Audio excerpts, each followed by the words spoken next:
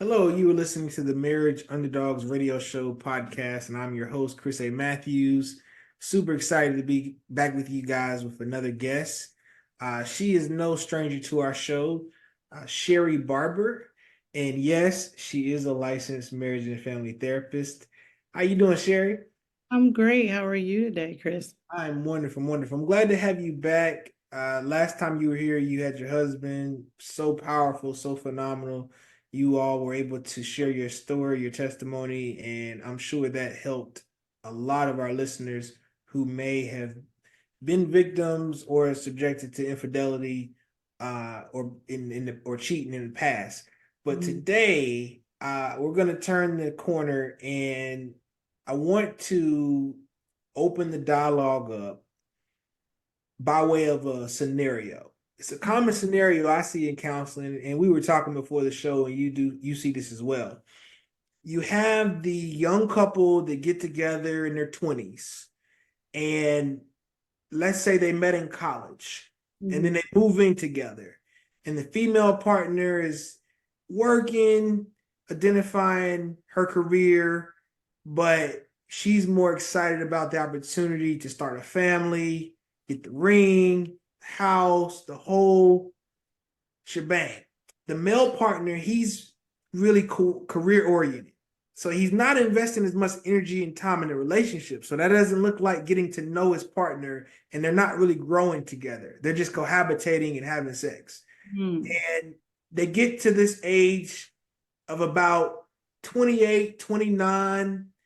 The male partner may be a little bit older, or the female partner may be older, maybe even 30, 31. Sometimes we see it as late as 32, 33. And they've been together for almost a decade. And the male partner is at a state where he's now financially secure, and he goes to his female partner and he says, "You know what? We've grown apart. Mhm. The last 10 years you holding me down and supporting me and being patient while I was working and traveling and on sales calls and missing holidays. I realized that you're no fun and we don't know each other. So instead of giving you that ring and that baby in that house, I'm now going to give you a pink slip and we're going to go our separate ways." Now the female partner is left to have to do what? Start all over again. She's close to her child rearing age, expiring, and she doesn't know what happened. Mhm. First question. One, have you seen this happen? Which I know you have. Two, let's break that down. And let's start with how did she get here? How did he get there? How did Uh, they get wow. I think something that I have my couples do are called check-ins. Are we checking in? Are we getting with our partner and are our values aligned? Are our goals aligned? And it tells me in those situations, whether they think they were or not, because I've seen this multiple times, they weren't. They weren't checking in. So it's no one's fault there? that we didn't grow together. We grew apart. But the word that stays the same is the grow. We grew. But what were we learning? Right? Did we learn how to, like, I hear you saying that one was maybe, doing something else. They had another path, had another idea about where they were going. Did he know? Was it clear? Or was that something you talked about at 19 and never revisited again until we had our careers together? And oftentimes it does feel like the rug was pulled from under you. But I think in therapy, it's good to say, hey, let's take a trip down memory lane. Let's figure out what we did learn. Let's figure out where we did grow and honestly where we missed it. It's not Right. about, not about, whether again where we're wrong, just where we missed it because we don't want to make the same mistake again. Absolutely. So we got to go back down memory lane. We got to You figure mentioned out. and you mentioned the check-ins, right? And as therapists, we help couples go back down memory lane in a strategic, structural manner where you have a third party there to help with the note. I call it the note taking, but kind of the accounts of what happened, right? In these situations, I've heard some of the women say that the man was taking them on a ride, Hmm. or you wasted my years. Mhm. And it feels like the blame is shifted onto the man, because men are typically the ones that give the ring and say, will you marry me? Or even in culture, it's like, when are you gonna do right by her? Yeah, make me Right, an honest woman. right? Make her an honest woman. So talk about where that responsibility lies, because I'm hearing you say it lies on both people. Yeah, like how can you take me anywhere? Right? I went. I unless I was dragged. So that trip down memory lane is like, wait a minute. I was in this relationship too. So I can't blame it on him. I was there too. So and I know that we can get into the, the nuances of what was said and maybe it was lying and all these things, but that's why having such great self-awareness is really, really important. At work has to be done. What is it? What are your goals? And are you sharing it with this person you're sharing the bed with? Or are we, like you said in the beginning, just kind of cohabitating and having sex? Because if that's the case, the end result could be, oh, we grew, but we grew apart, So, so, right? so Sherry, what's the difference between that partner saying, I'm giving them the patience they need to build and grow in their career.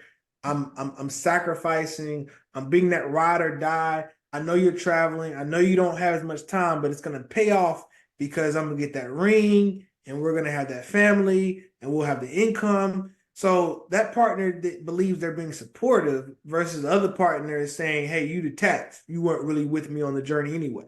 Right. So that's even more alarming because is that what we agreed on? Is Mm. that what we said we were doing? Or is that my maybe is that what I saw my mom do? Or And your so that's mind. what I think, right, that I'm doing. But do we have a conversation about is that what he needed you to do? Mm. Right? Did you have a conversation about your needs in the relationship? And you hear it all the time. We were together through college and we did all of this, and he went off and found someone else. There was something in those years in college. Where were you? What was your role in his life? Right? And vice versa. What is her role in your life? And if we're doing our work, we'll know when something's changed.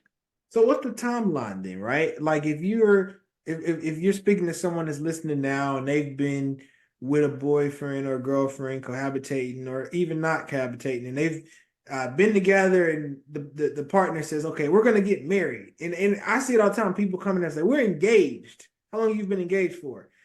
We've been engaged 6 years. How long have you guys been together? 7. So you've been engaged 6 out of 7 years. When are you getting married? I don't know. That's why we're in your office. What do you Wow. say? Well, I want to know what engagement means to them first, Mm. right? I want to know, like, what does it mean to be engaged? What does that mean? Is that with the goal of what? Right? And again, it goes back to communication. What did we talk about? Are we checking in? And I think that 6 years is a long time not to know where you're going. So in that time, did we check in with each other? After another year, did we say, hey, are we still on the same page? Or are we just assuming? And I do see that a lot in relationships. Everyone's assuming what marriage is. And that may not be the case. Every marriage is different. I'm assuming what this looks like because maybe my mom, I watch my mom or I watch my dad or my friend has a marriage and it's working and this is what she does. But what are you and your partner doing? What did you two agree on? And if you're not talking about, tomorrow or next week or next year, even with couples who've been together and married for years, I believe that there's a pivot every like 5 to 7 years. We have to sit down and say, who are you now? I just want to have a conversation about that. How have your goals changed? Where are we still going in the same direction? Or do you think we should, if married couples should do it, definitely single couples should do it. Are we going in the right direction? Right? Is this what you need from me? Is this what I need from you? And checking in on each other and not just assuming that this is forever. And I think in theory, that sounds so great, but I believe as people, we become afraid to do that because we may not like the answer we get, or it tarnishes the fairy tale we have in our mind.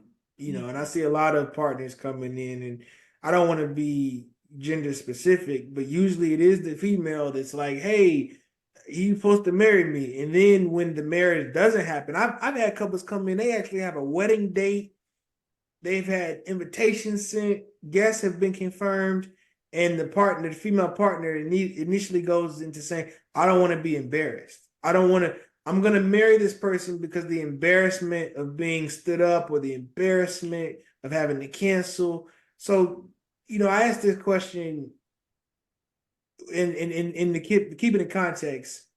A big part of our program is MFT is feminism, the Right. feminist movement. We go into that. That's part of the curriculum, right? Mhm.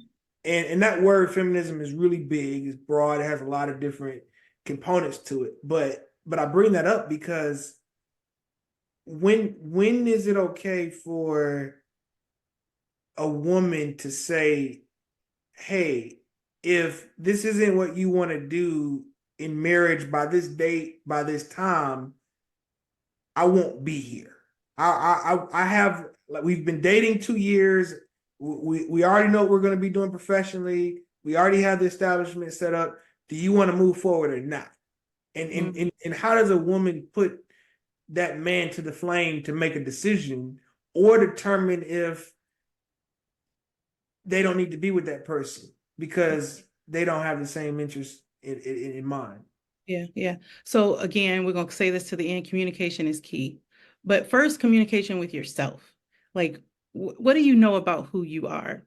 And again, what do we put forth in this relationship? Is it okay to say, hey, I want to be married by the time I'm 30?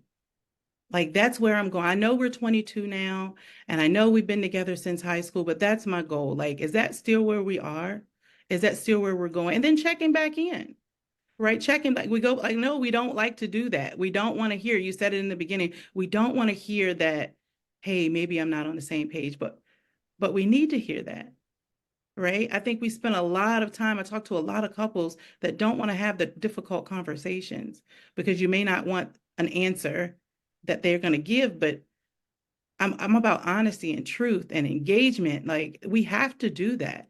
We have to do it because if not, we'll be at 30 looking around and he'll be gone. Mm. And it is okay to say, hey, this is where I'm going. I love you and I understand that this may not be where you're going, but this is what I need. I told my husband, I was like, I'm looking for a husband when I first met him. That's not what you can do. I get it. I'm okay with that, but that's what I need. Right. And that's that self-aware and that whole piece about knowing who you are. And the only time you can be taken for a ride is if you don't know who you are.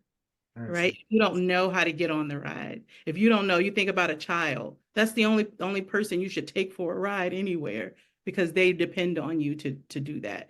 No one should be able to take you anywhere without you knowing that that's where you're going or want to go. So, I know we don't want to hear it, but we gotta say what we need to say, and we have to ask what we need to ask, and then we have to be okay with the other person's truth.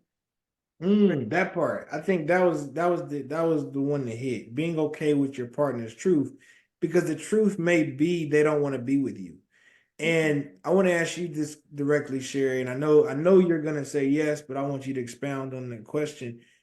Have you had clients come in and one or both partners, particularly one partner in general, is bringing their partner in so you can help them break up? Like, they Absolutely. clearly know without a doubt they don't want to be in a relationship and they need you, the therapist, to help them break up with the partner. How does that work? And what does that look like for you? Absolutely. I call it in my space, I call it the exit. How do we exit? Oftentimes this happens with children, right? And I applaud them first, right? Because not many couples do this and they cause mayhem and they leave all this wreckage. So we say what it is, we call it what it is, and we create, because I am imago, I do a lot of imago therapy. So we create these spaces where true dialogues can be had with one another, while fostering empathy and validation and affirming the other person. Remember, we're wanting the truth. We have to be ready for it, right? And oftentimes in breakups, I facilitate, a couple or a partner that's just not ready to hear it, right? And I'm helping them to hear what it is their partner is saying, oftentimes. And I think for couples who are looking to exit, therapy is the best way to do it, um, because we can help facilitate the things that can't be heard or don't want to be heard, or maybe your heart's not ready to hear. But it has to be said. Um, it has to be heard. I like how you reframe that. Your job isn't to help a couple exit, you're helping them be heard. And I use the same type of process, but I call it a clean break.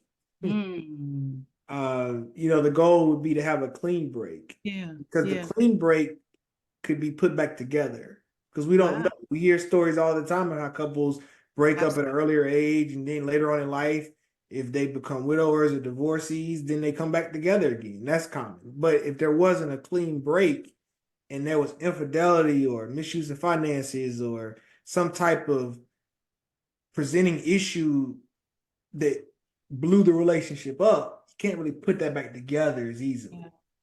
Yeah. And I heard you say that your job or our job as counselors would be to help facilitate the dialogue where vulnerability, empathy, understanding, and then more importantly, the partner that is still wanting to be in a relationship can finally hear it. We're talking about titles. We're talking about the boundaries and the titles that come with a relationship. Why are titles important and what do they represent? Because we'll hear some couples, they'll say, "Oh, I'm in a situationship," or I don't want to define it. But why should we define it? What are the pros and or maybe we shouldn't. Talk about just your perspective on helping couples define what that relationship is. That's so interesting. So situationships, relationships, partnerships, cohabitations. Friends with benefits, all these different Oh titles. my, all these different things. And it's like, what does that mean to you? It doesn't matter what it means to the next couple, right? What does it mean to you and what does it mean to your partner? But do you both agree on that? Because if you don't agree that this is a situationship, then people can get feelings hurt. People can hurt other people. So again, it always for me, Chris, comes back to, okay, let's find out to effectively communicate whatever it is that we think this is. Let's just communicate. If it's friends with benefits, okay, let's communicate that. Let's get buy-in. Are you okay with that? Okay, we're both okay. Fine. Right? But it goes back to communication. A lot of relationships that I see are assuming that partner's filling a role that they have no idea, whether it's mom, sis, friend, right? They don't have any idea. They're oh, I'm his girlfriend, or I'm her boyfriend. But what does that mean to you? What does that mean? What is, so almost sitting again, going back to sitting down, having that conversation at the beginning, but oftentimes in the beginning, we're all excited, we call it the honeymoon and sex is great. And we're forgetting that, wait a minute, what are we doing? So What the two pieces you said that really stand out. You mentioned for starters, we have to define what we're doing, and both partners need to be in agreement. mm-hmm, mm-hmm. The other piece, which is very valuable, you mentioned too, there has to be an update. The same way your phone updates the software, Yeah. we have a lot of couples living on old software with no update. Oh, that's really good. Yeah. You're making decisions on a old OS, right? Your operating system is not up to date. So one partner is still under the mindset of friends with benefits. The other partner thinks they're a girlfriend or boyfriend.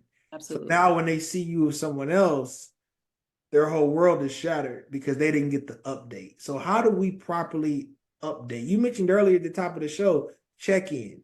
Well, we Yeah. say that a lot in theory of the therapist world. Check in, check. But what is a check in? What's an update? What does all this mean, and how do we help the listeners do this on their own? Yeah. So for me, it's not just a date night, right? I know that's, date night, that's, those are the buzzwords, right? It's not just a date night. That's outside of date night, right? These are the things we need to do every day. So I always say, look at the time you put in at your job, 40 to 50 hours a week. If you haven't put in any time at home, we can't expect that to be okay. So that 2 hour date night may not be enough, right? Because I tell my couples, I highly, recommend not to talk about issues or concerns on date night. So when are we going to talk about those? Right. And so those are those check-ins. I actually have what's called a 10-minute check-in that I have my couples do either nightly or every other night. Just check in. It's just a dump. It's just a, hey, the first 5 minutes, one partner talks and just dumps their day, dumps their week, the things that they thought about that day to get that out. And then the other partner's just listening, shaking their head, not commenting because it's not for that. And then the other partner gets the other 5 minutes. So what are we doing? I not only know what kind of day you had, I allowed you to debrief with me so that you can sleep better tonight. Not only did I allow that, but I heard about your friends. I heard about your frustrations. I didn't have to fix anything for you, but I know what's going on in your world. I know how you're feeling today, right? And if I know you have a challenge, maybe tomorrow there's, if we're married, we'll have your favorite dinner. So that's how it just checking in. Are we in the same? That check-in could be 10 minutes a day, but we have to do it. We have to do it. I think what happens over time with couples who are married, and I'm actually thinking about my own marriage, we get to this point where there's so much instinct, there's so much feeling involved that we no longer believe that intentionality should be present. And when we do that, we start to mind read. We start to pick up on signs, and then we become a person who's always diagnosing our partner. And we diagnose based on old signs and old symptoms. So if we're not getting the updated signs and symptoms, then we're usually misdiagnosing, and then we're creating conflict. And then from that conflict, we have distance, and then distance breeds distance. Yep.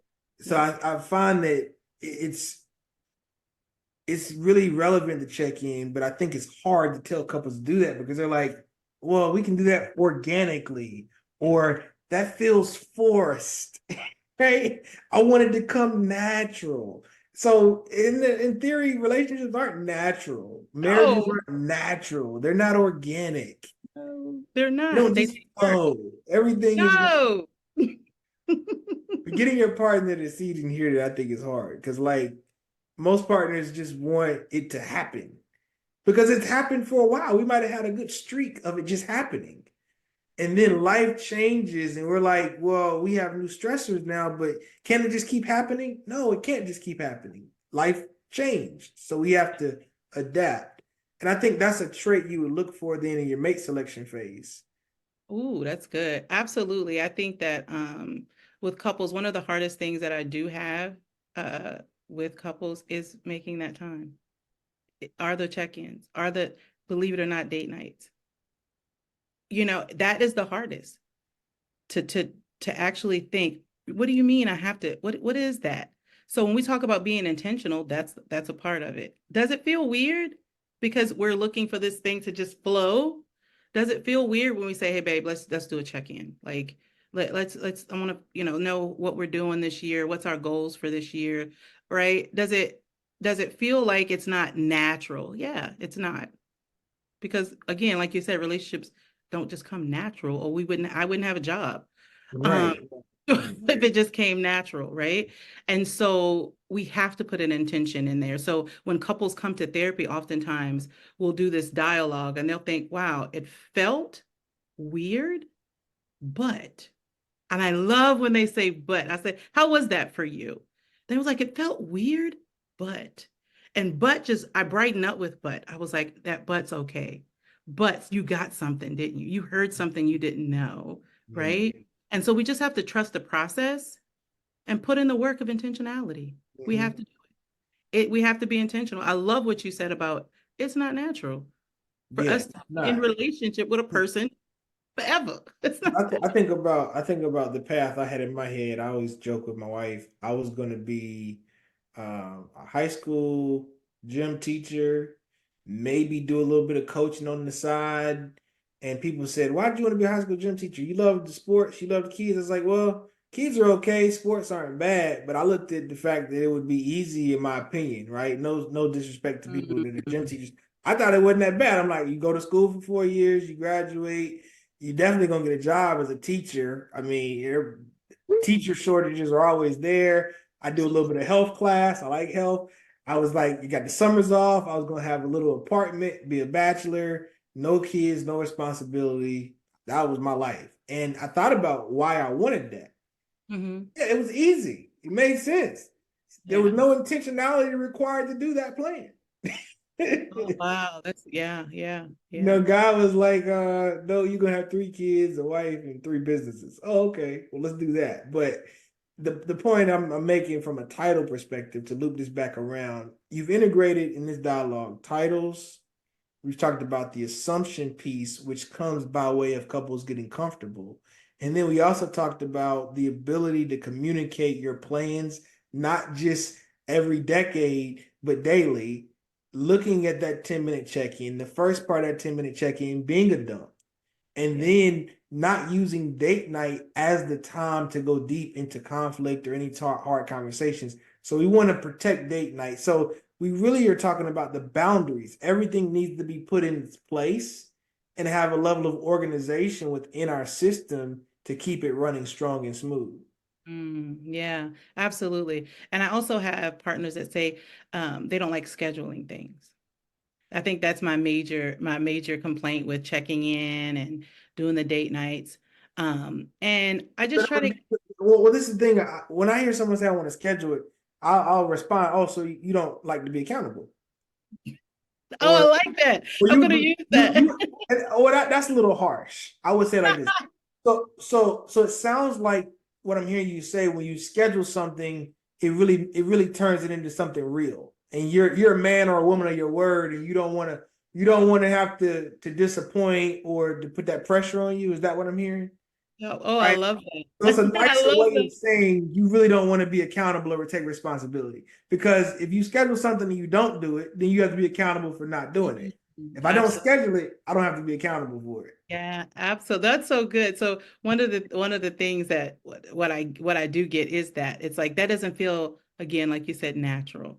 And it's like, well, we have everything else on a schedule. You have your rest of your life on your schedule. Where is your partner? Hmm. Where do they come in?